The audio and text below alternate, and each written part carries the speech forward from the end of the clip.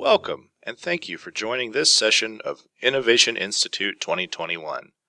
With nearly 50 sessions available through the summer, we know you'll be discovering new skills, strategies, and resources to transform the teaching and learning in your classroom, and we would love to hear from you. If you haven't already done so, please be sure to visit the Town Hall in Attendify to connect with the attendees through the activity stream or community features. If you would like a certificate of attendance for attending this session, you will find the request form linked at the end of the session description in Attendify. Thank you, and enjoy this session from one of our amazing Innovation Institute presenters. Hey everyone, I'm so excited to be with you today. We are going to talk about tools for collaboration in the classroom. So let's get started.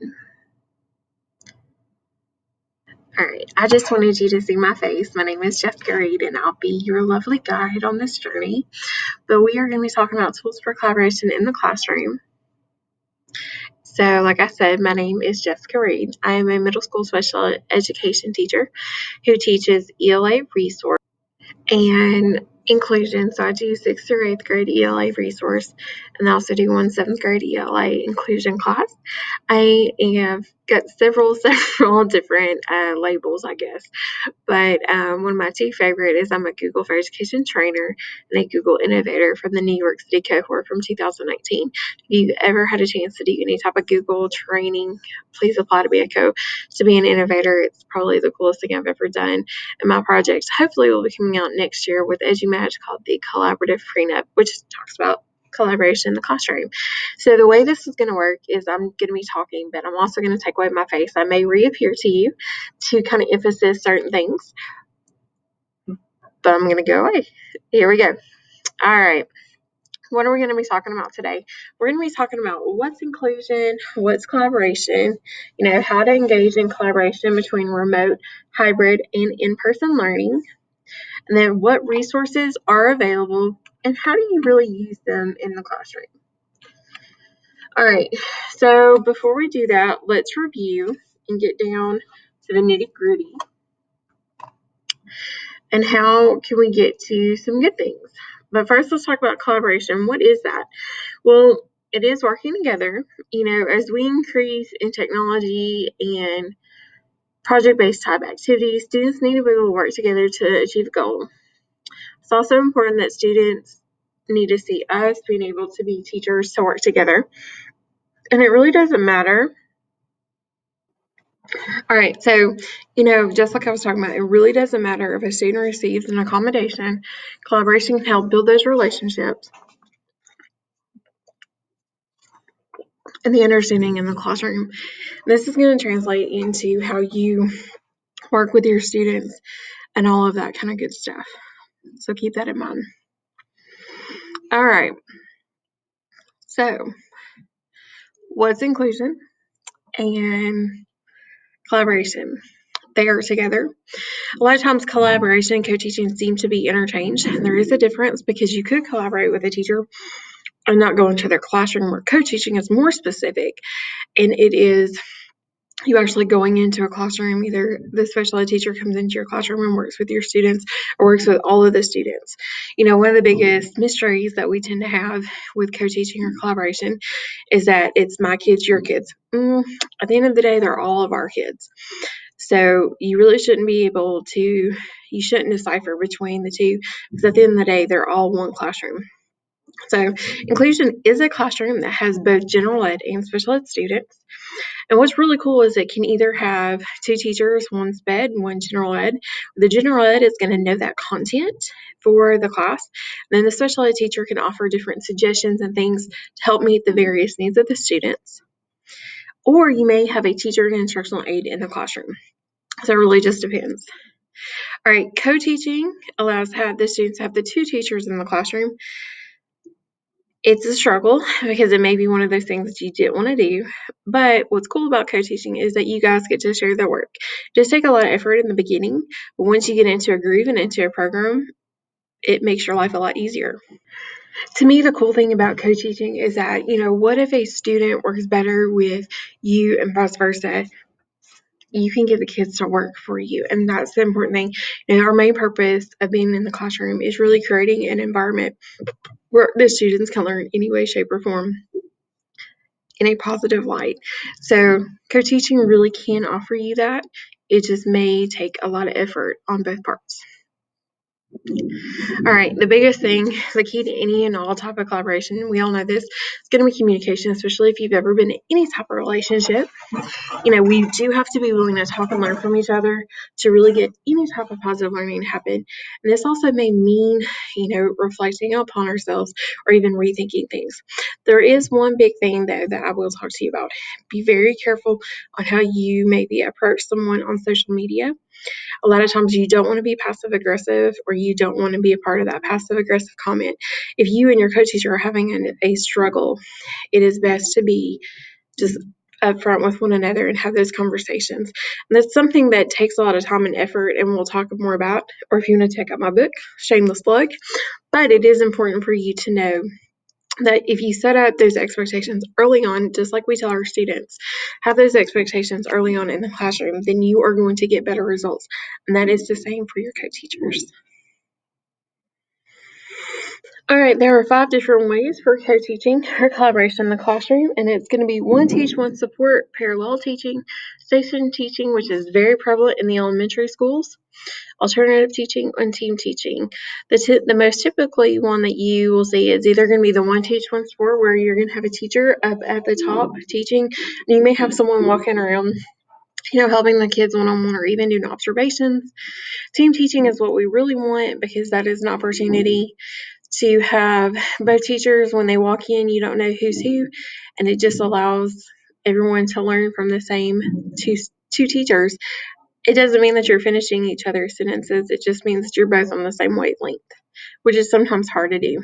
So you may have participated in one of these recently, or you may have even been a student in one of these. It may just take you a minute to think about it, but I guarantee you have done one of these sometime in your life. All right, co-teaching is like a marriage, is my favorite saying.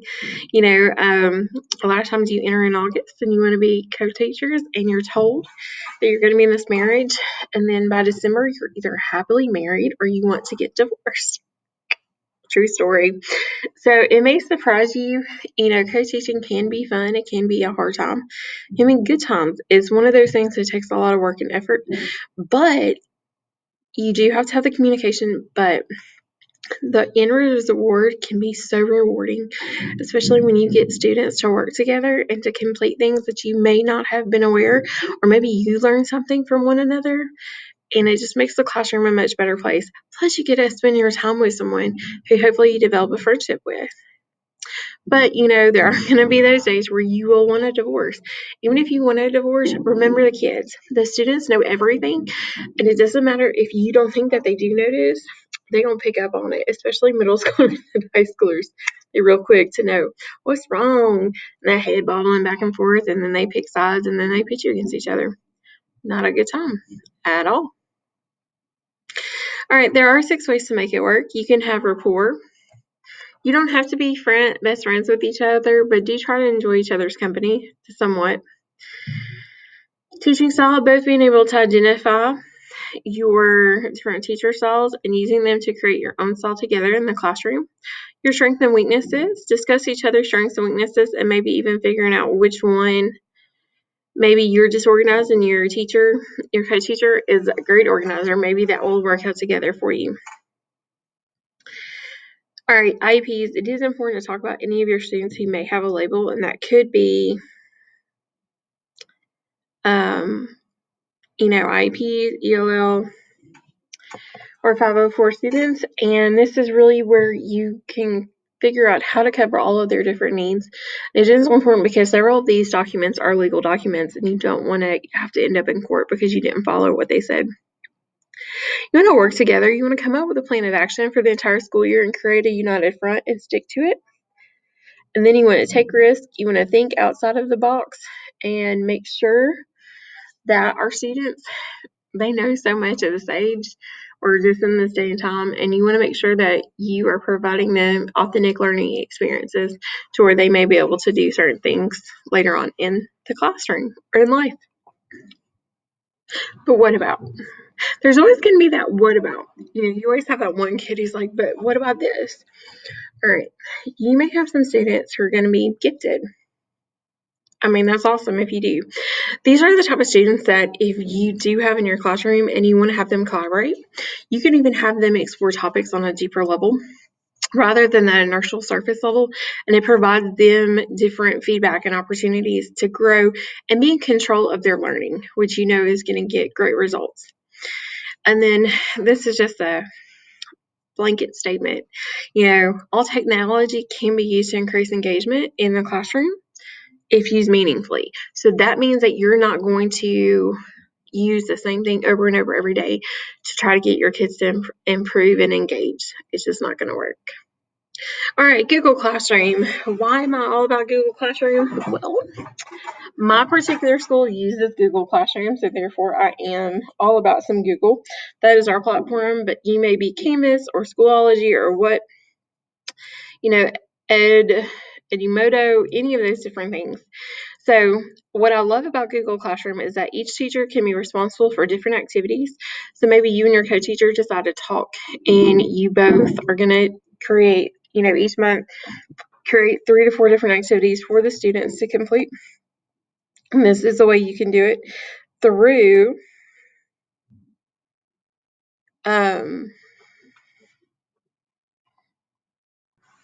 there's also a really cool way of doing it. Each teacher can have access to the work the students complete. So depending on what you guys decide, being able to access the students' work is going to give some good points for conversation. And it really does allow both of you guys to see the progression in the class and where there may be some difficulties, or maybe you even need to do some revision in your teaching or to pull a small group. So it can help. The way you do this is you add a co-teacher in your Google Classroom and you guys have that conversation. Once again, like I said, I'm not sure about other different areas, but if there is a platform where you guys can co-teach, that's going to be your best option. All right, Google, oh my. All right, so Google Classroom, like I talked about, it really is just a great place to serve as a hub for all the student work. There are several ways to use it. Like I said before, just make sure both teachers are co-teachers. All right, Google Sites.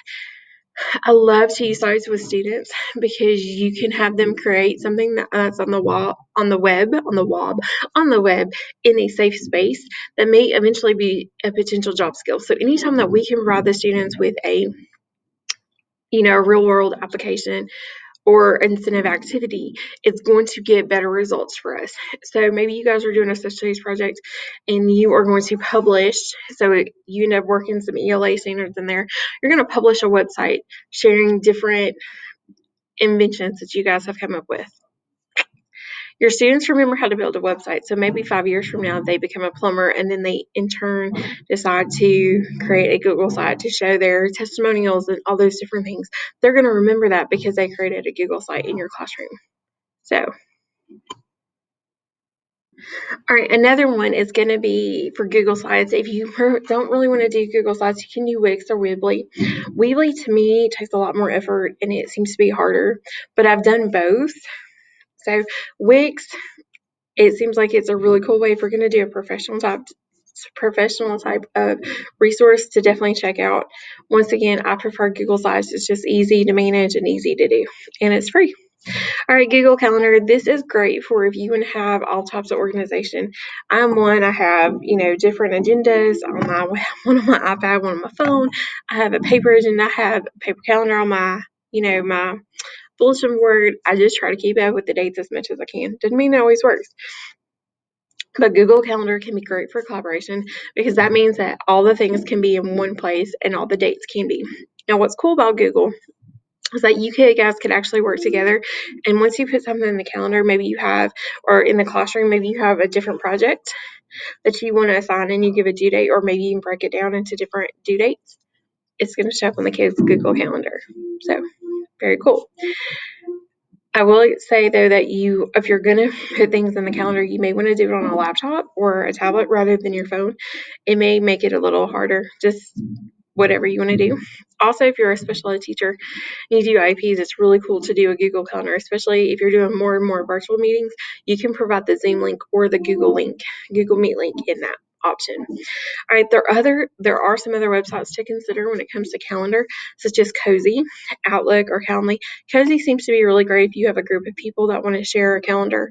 Calendly is awesome if you want to have an opportunity for your students to make a connection with you and maybe even set up a time to talk to you about different things. Calendly would be the way to go. All right, give me more, give me more. Sounds like a bad Britney Spears song. All right, so we talked about Wakelet. If you have not ridden the wave, you need to jump on it. Wakelet is a fun and easy way to capture and organize different types of multimedia resources. I included in this because it is collaboration. You could create a Wakelet board and share it with your team, share it with your co-teacher, to maybe even provide where you guys could have all the different resources for a topic. I don't think I need to share any more than that. It is, to me, like Pinterest on steroids for teachers, and it's free. There's also a lot of the websites I'm going to share with you I've used in my classroom, because I don't believe in sharing things that I've never used, because it doesn't make any sense. But there are going to be some trainings that you can actually do that are like self-paced, or anything that you want to seek out. Or if you ever get confused, you can always do Twitter and ask, hey, how do you guys use this? And I guarantee you will get a ton of responses. Maybe just make sure to use certain hashtags. All right, Screencastify. This actual video I'm doing is a recording through Screencastify. It's just an awesome extension that allows you to record in so many different ways. There's a paid and a free version. I think the paid version is $29 a year. I've done it. It's wham bam, thank you ma'am, easy to use. All right, there are some other options such as Chrome Recorder, Loom, Screencast-O-Matic, Wheat Video. I just mentioned in there because you need to check it out. It's awesome and it's free. Well, there's some free applications for it, but there's paid as well. But a lot of green screen things can happen, which is really cool to use. All right, Flipgrid. So if you take nothing else from me, please try Flipgrid. There are so many cool things with Flipgrid. It's owned by Microsoft. It is a free. That was not the bell telling us it's over. That was actually the bell letting me know what time of the day it is. So anyway, Flipgrid is just a super fun and easy way to use. You want to use this for any of your ELL students who maybe struggle with writing, or even your special ed students who maybe you know that once they share verbally, they've got it, but then once they start to write it, down on the paper, they lose it in translation. So Flipgrid is just a great way to post a question. You can get a response, and then the kids can take selfies. There's a lot of different ways to use it. There are things on the library for you to check out on how to use it. Wham, bam, thank you, ma'am. All right, Nearpod and Pear Deck. It's really, if it's Oreos or chocolate chip cookies, it's really whatever you want to do. I prefer Nearpod. I'm a Nearpod pioneer. So that just means I'm a nerd who loves Nearpod. And I've done several things. But Nearpod and Pear Deck are both different platforms for presentations where you can have fun and engaging ways to present lessons in a class or through a self-paced work time. Both now have the option for co-teaching, and it's just a fun way to do lessons. In Nearpod, there are virtual field trips, the paid version, virtual field trips, time to come review game, awesome collaborative boards, very similar to Padlet, which I know Padlet seems to be an issue for some school districts at this point. So you could try that. Pear Deck is very easy to use in Google Slides. It's great to get some instant responses from your students, and very easy for the kids to use and maneuver. Both can be used in Google Slides, and then you can transfer them into their platform and share with kids. Wham, bam, thank you, ma'am. Great way to use it. It is one of those things, just like anything else, you're going to have to teach your students how to use it. But once they get used to it, they're good to go. So it's up to you. It's apples or oranges, Nearpod or Pear Deck. All right, Google Keep. Google Keep reminds me of a great big refrigerator door with a ton of magnets and a ton of sticky notes. It's just a fun and easy way to keep things organized and simple for all involved. It can be used for brainstorming with your students. It can be used maybe as a grade level. You guys use Google Keep based off of the different standards, or even like an academic team and covering what you're doing. You can also use Google Keep with your students to maybe help them get organized and keep things in control. So many different ways to use it, and it's free, and you can also attach it to your calendar and add things. Just saying. There are other ways to do things. You can do Padlet, OneNote, Zoho Notebook, or MindMeester. It's just up to your choice. Are we done yet? No, of course not. All right, so when we start talking about Google Slides, I love using Google Slides in my classroom because it's one of those things that the kids are still responsible for so many parts, but then they get to work together as a group, but then you still know who's doing what, if that makes sense. It is one of those things that you do have to teach them and talk to them about. But I love to use a share deck where each of the students is required for 1 to 3 slides based on the topic. This allows for great group participation on a project, and then everyone presents their slides to the class. Wayne Thank You Ma'am, I did this for Edgar Allan Poe last year. It was great. The kids took the poem, turned around, told me what they thought it meant, a different verse, and we broke it down by verses. And then they had to tell me, because at that point we have talked about Edgar Allan Poe and his life and how, his life affected his writing, what they thought about that in a question. So it was Wayne Ma'am, Thank You Ma'am. I actually feel like I got a lot more authentic responses than I did with like a multiple choice test. All right, Slides-Mania, if you have not used this template is from Slides-Mania. It is just a free template with Google Slides and PowerPoints. There's many interactive notebooks, agendas, and way more. The girl who created this is Paula. Paula is fantastic. I don't know how she does all she does, but I'm so thankful that she has her website. There's another option. You can use Slides Carnival. Just like Google Slides, you could use, PowerPoint. It just depends on what your choice is. Google Docs, you can, once again, it's one of those things you have to teach your kids, but you could actually have the kids. So it really just depends on what your comfort level is. I will say, if you have the kids create essays, they're able to edit each other's work. That can be a really good way to have conversations about what is appropriate and what's not appropriate, and providing feedback and providing honest feedback. So good life lesson, because a lot of times I don't know if students really get that authentic feedback that they're looking for rather than just a check mark. You could also, if you guys are doing hybrid learning or remote learning, you could have the kids work on real problems in groups, and then you could even be at home responding back and providing thoughts to them. There is another app that you can use to provide feedback called Mote, and I'll talk about it in a minute, but it's one of those things that you can insert and provide. You could also do a screenshot of or screencastify and provide some feedback to your students as well. Just embed the video. All right, whoop, there it is. Whoop, there it is. All right, Google Sheets. You can have the students use this to create and collaborate on so many different things. Can also be great in helping decide activities for inclusion as well. Google Sheets is one way that you and your co-teacher could collaborate together. Maybe you guys have all the different standards, or maybe you share with your co-teacher as the special ed teacher all the different IEP goals, because we all know data is king and we have to progress monitor. So maybe you provide that, and then as you know that goals are being met, you guys make notes. And then that way everyone's kind of sharing the responsibility. Google form. And that also may help. Let me back up. That may also help with any RTI or MTSS, whatever your different tiers of level of intervention may be, and you have to have some data. So wham bam, thank you, ma'am. Gotta love it. All right, Google Forms. This is just a way to get some feedback from students. Post 2 questions, ask them, what do you need to improve on? What did they like? They'll give you some feedback. Can be very humbling, but it can also make you feel maybe a little bit better about yourself as a teacher, or maybe you just want some input on a lesson that you did and get some feedback. Kind of shows the kids that they can provide feedback to you and you not take it personally as like you do to them, if that makes sense. Then other ideas is going to be Answer Garden, and that's just going to be a way to,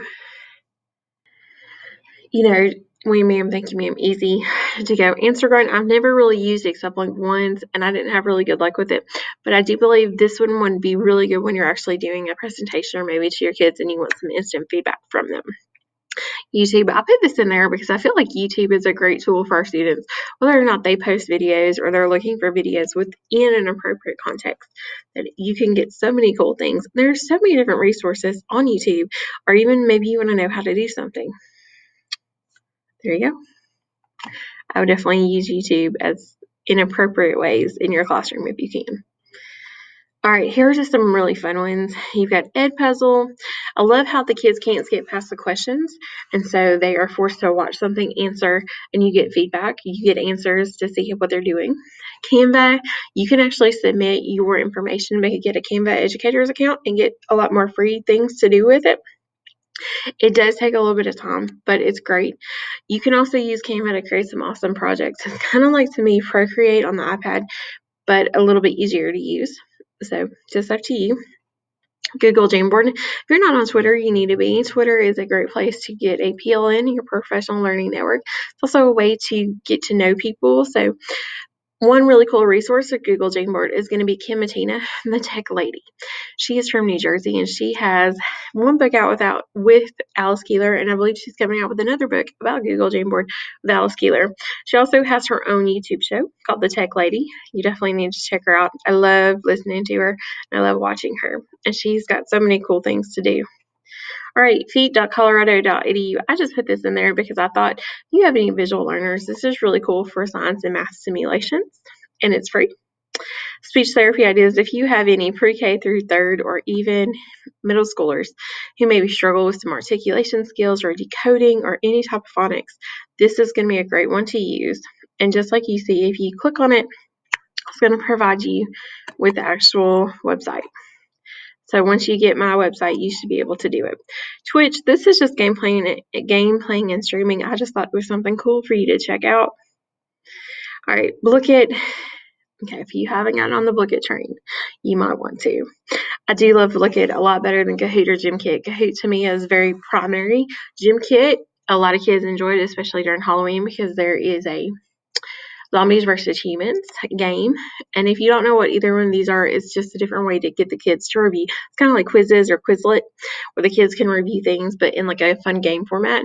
Blooket just is you have several different options for engagement, and the kids get to do things, and they like it because it's brand new and exciting.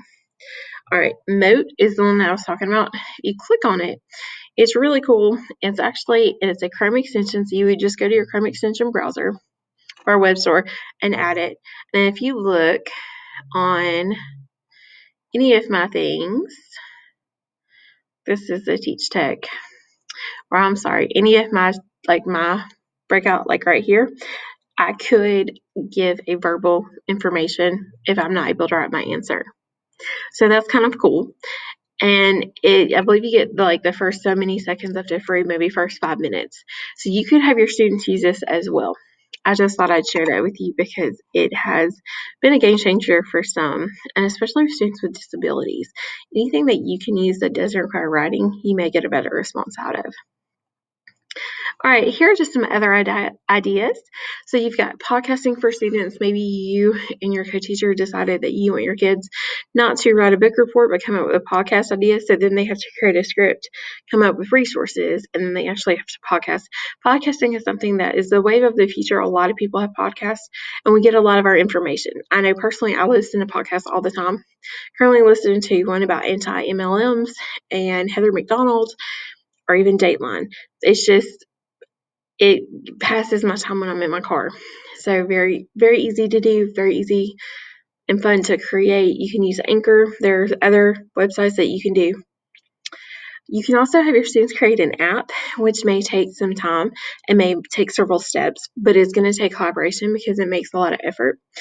You could also use Glide apps for this lesson. And then, of course, having the students use social media, Instagram, Twitter, TikTok, Minecraft, blogs, and more. I do believe it is important for our kids to understand how to be a digital citizen and how to be appropriate on social media, because they're going to be on TikTok. I mean, how many people are not on this point?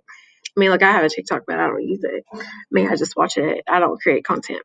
So, all right, there are some ways to avoid disasters, and that's going to include making sure to maybe color code on docs. It helps who does what in the document. Make sure to have one folder. This is also a great way to do your Google Drive, so then it's not all crazy and disorganized, and it's a good way to teach the kids how to keep things organized. Use the revision history to help with editing, have tables to add with collaborations, and then both teachers and students can use the comment feature and all, then add thoughts and sheets for revision. All right, here's just some more resources for you to check out. Sibling Inclusion is just a great special ed website. If you want maybe just some tidbit micro courses, Katie Neves did a fantastic job. This was her Google Innovators project. Reset Ed EDU has got some SEL lessons for teachers. Jennifer Lamont is a fantastic resource, and she is super fun to listen to and talk to, so check it out. Shake Up Learning, Casey Bell, tons of Google information. Accessibility for all. If you have anything about accessible accessibility in the classroom, any type of tech tools, this is a great resource. And I believe there's a lot on how to use read and write. The purple puzzle piece, that's a Chrome extension where it reads things to you in the on of the website. Tarver Academy, Tyler Tarver, he has got his own YouTube channel and he is fantastic. He has his own book called The Teacher Ballers Handbook Playbook. Check him out. He has got some really cool things, and they're wham bam, they're like short snippets, which, we listen, it makes it easier for us. Control Alt Achieve, Eric Curtis is fantastic. There's nothing I can't say bad about him. He has got so many cool videos, especially if you're looking for ELL or special ed content. Call to Pedagogy, Jennifer Gonzalez. She's fantastic to listen to. I know I keep saying this, but these are definitely some people that I would give you and definitely have you check them out because they know what they're talking about. And then Ditch That Textbook, Matt Miller, everyone's been in the trenches, but he seems to get it a little bit more sometimes. He's written several cool books, with one being Ditch That Textbook or Ditch That Tech, or you need to check him out. He's got a podcast also with Casey Bell. I think they just ended it, but I'm sure you can go back and listen. All right, if you are loving everything that I've got and you want some more, come check me out as Bed Tech Teacher. This is my Google site, and just come out and get some cool ideas. I've got different things going on. Reach out to me if you have any questions. My Twitter is Kentucky Girl in Alabama. Like I said, Twitter is the best thing I've done. I'm not a Teachergram person. I'm more of a Twitter, but you never know. All right, and my email is jessicareed996@gmail.com. Thank you so much for taking your time out, and I hope you learned something. Have a great rest of your day. Thank you for joining this session. To request a certificate of attendance, you can access the link at the bottom of the session description, scan the QR code here, or go to bit.ly/I2 certificate. Bit.ly shorteners are case sensitive, so please be sure to use all uppercase letters. Hear what insight other I2 attendees and presenters might have on this session and other breakout sessions by connecting with the Innovation Institute community on Facebook or Twitter at I2 Estale or in Attendify's interactive features. And don't forget to mark your calendar for June 8th and 9th to join us for I2 2022. Thank you.